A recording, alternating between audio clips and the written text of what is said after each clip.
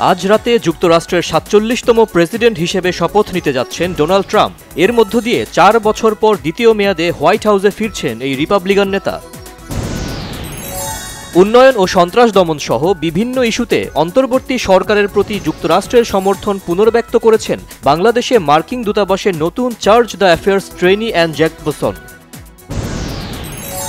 বিএনপির ভারপ্রাপ্ত চেয়ারম্যান তারেক রহমান বলেছেন, রাজনৈতিক ঝড়ের পর এখন দল পুনর্গঠনের কাজ চলছে। জনগণের সমর্থন পেলে দেশকেও পুনর্গঠন করা হবে বলে জানান তিনি।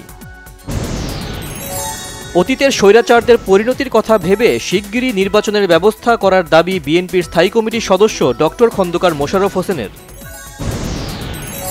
পুলিশ, র্যাব ও আনসারের নতুন পোশাক চূড়ান্ত করা হয়েছে। পোশাকের সাথে মানসিকতারও পরিবর্তনের আশা স্বরাষ্ট্র উপদেষ্টা জাহাঙ্গীর আলম চৌধুরীর। মানুষের দীর্ঘদিনের ভোট দিতে না পারার আক্ষেপ এবার ঘোচানো হবে বলেছেন প্রধান নির্বাচন কমিশনার এএমএম নাসির উদ্দিন।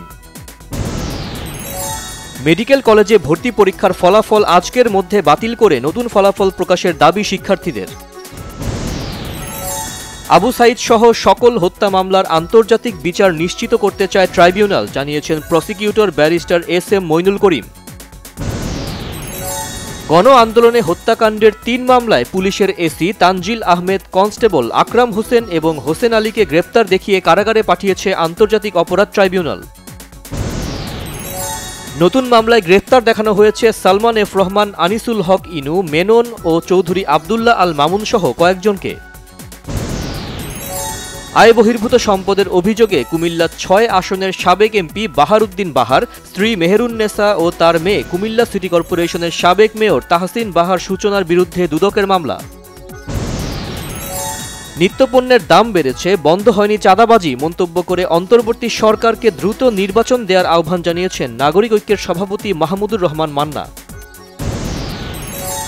অস্ত্র ব্যবহারের অনুমতি পাওয়ায় মাদক নির্মূলে মাদকদ্রব্য নিয়ন্ত্রণ অধিদপ্তর আরও শক্তিশালী ভূমিকা রাখবে মনে করেন সংস্থাটির অতিরিক্ত পরিচালক মোহাম্মদ ইউসুফ। নির্বাচিত সরকারের কাছে দ্রুত ক্ষমতা হস্তান্তর করে জনগণের সরকার গঠনে বাস্তবায়ন হবে শহীদ আসাদের স্বপ্ন, বলেছেন বিএনপি নেতা আমানুল্লাহ আমান। ওয়ার্ল্ড ইকোনমিক ফোরামের প্রতিবেদন আমলে নিয়ে এখনই কার্যকর পদক্ষেপ না নিলে নতুন বিনিয়োগ ও কর্মসংস্থানে হোঁচট খাবে বাংলাদেশ, বিশেষজ্ঞদের মন্তব্য। পশ্চিমবঙ্গে হাসপাতালের ভেতরে চিকিৎসক ধর্ষণ ও হত্যার আরজিকর কাণ্ডে পুলিশের স্বেচ্ছাসেবক সঞ্জয় রায়কে আমৃত্যু যাবজ্জীবন দিয়েছে আদালত। ভারতের গণমাধ্যমে কথিত বাংলাদেশি শরীফুল ইসলাম শেহজাদ জেরার মুখে বলিউড তারকা সাইফ আলী খানের উপর হামলা ও ছুরিকাঘাতের স্বীকারোক্তি দিয়েছে, দাবি দেশটির পুলিশের। ওয়েস্ট ইন্ডিজে হার দিয়ে জ্যোতিদের ওয়ানডে সিরিজ শুরু, নারী বিশ্বকাপে সরাসরি খেলা নিয়ে শঙ্কা বাড়ল বাংলাদেশের। বিপিএলে সিলেট স্ট্রাইকার্সকে ৬ রানে হারিয়েছে ঢাকা ক্যাপিটালস। প্রথমে ব্যাট করে ৬ উইকেটে ১৯৬ রান করে ঢাকা, জবাবে ৭ উইকেটে ১৯০ রানে থামে সিলেট।